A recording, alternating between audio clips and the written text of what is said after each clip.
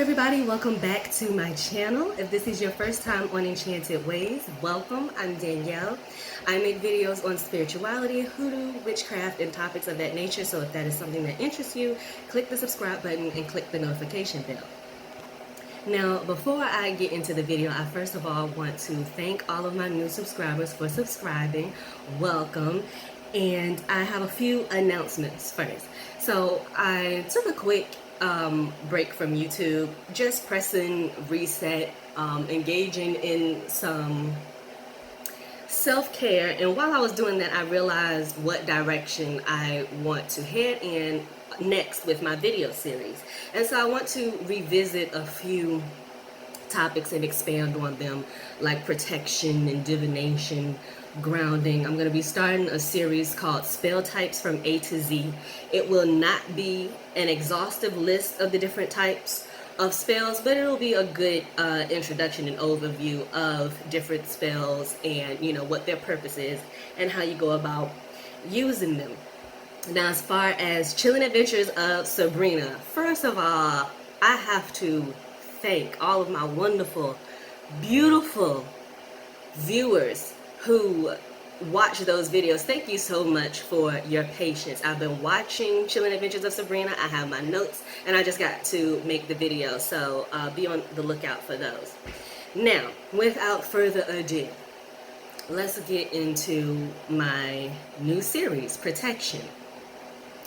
Now, if you don't already know, I am an eclectic witch, but my practice is heavily influenced by hoodoo, and this will be protection, the different types of protection according to hoodoo, basically. So there are basically 7 different types of protection: protecting yourself through spiritual invisibility, enlisting the help of benevolent spirits to protect you, enlisting the help of benevolent spirits to fight on your behalf, utilizing cross-me-not barriers.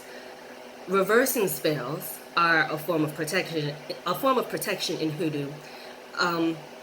Just repelling evil and negativity in general, so your typical protection spell. And the 7th type of protection is killing the curse or whatever it is, or nullifying that negative energy altogether. So that would be your cleansing and your uncrossing and that sort of thing. So today we're going to talk about spiritual invisibility. So basically these are your law keep away type of spells.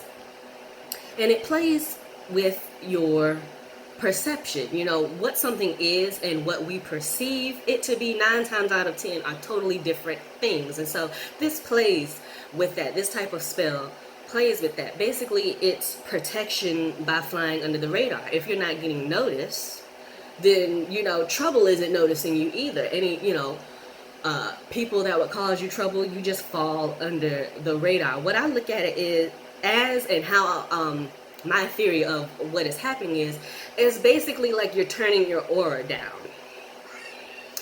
You know how some people, you know, just have these larger than life personalities.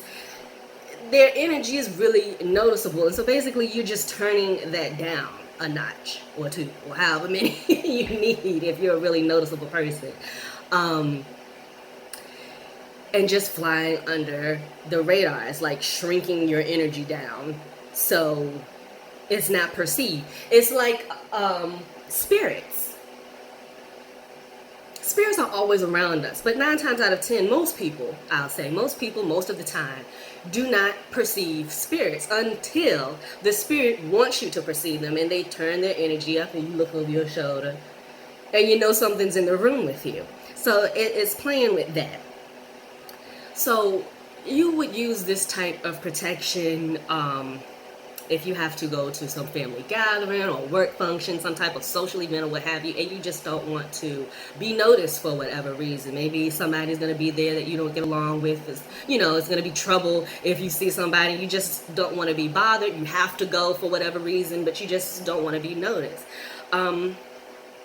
It could be used for simple things too. You know, coming to work late so you won't be noticed. That's a form of protection. If you know you keep coming late, you're going to get fired after a while. Something's going to happen to you that you don't want to happen. You know, you could put a little a cloak of invisibility on you, if you will. Now, of course, you're not physically becoming invisible. Like I said, it's just playing with that energy that you give out, that people pick up on, and playing with perception.